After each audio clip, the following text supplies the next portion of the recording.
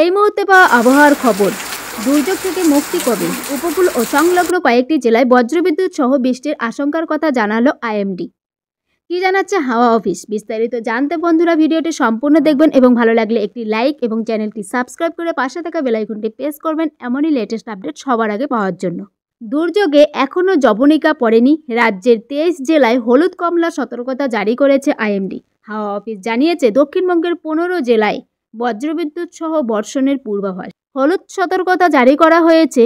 30 থেকে 40 কিমি বেগে ঝোড়ো হাওয়া বইবে। উত্তরবঙ্গের 8 জেলায় হলুদ ও কমলা সতর্কতা জারি হয়েছে।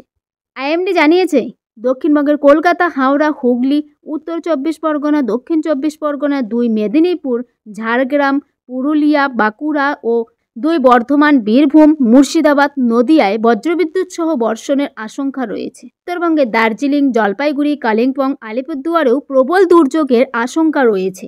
মূলত মৌসুমী অক্ষরেখা ওড়িশার পুরীর উপর দিয়ে মধ্য বঙ্গোপসাগরে, অন্যদিকে পূবালি হাওয়ার ভর করে জলীয় বাষ্প ঢুকছে বাংলায়।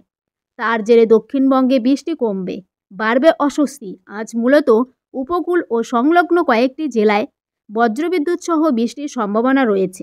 সঙ্গে 30 থেকে 40 কিলোমিটার বেগে বইতে পারে ঝোড়ো হাওয়া। উত্তর ও দক্ষিণ 24 পরগনা, পূর্ব ও পশ্চিম মেদিনীপুর এবং ঝাড়গ্রামে বৃষ্টির সম্ভাবনা বেশি। অন্যদিকে আজ আলিপুরদুয়ার এবং জলপাইগুড়ি জেলায় ভারী বৃষ্টি হতে পারে। মালদা এবং উত্তর ও দক্ষিণ দিনাজপুরেও বজ্রবিদ্যুৎ সহ বৃষ্টির সম্ভাবনা রয়েছে। সোমবার বৃষ্টি আরও কমবে। বজ্রপাতের আশঙ্কা রয়েছে।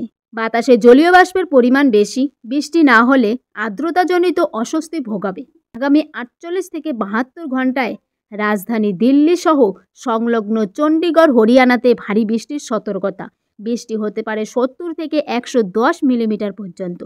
ভারী বৃষ্টি অরুণাচল প্রদেশ, আসাম, মেঘালয়, মণিপুর, মিজোরাম, নাগাল্যান্ড, ত্রিপুরাতে।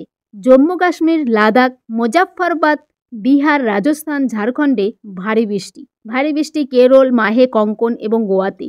মধ্য মহারাষ্ট্র, মধ্যপ্রদেশ এবং মারাঠাওয়াড়াতে, সিকিম এবং উত্তরবঙ্গেও ভারী বৃষ্টি।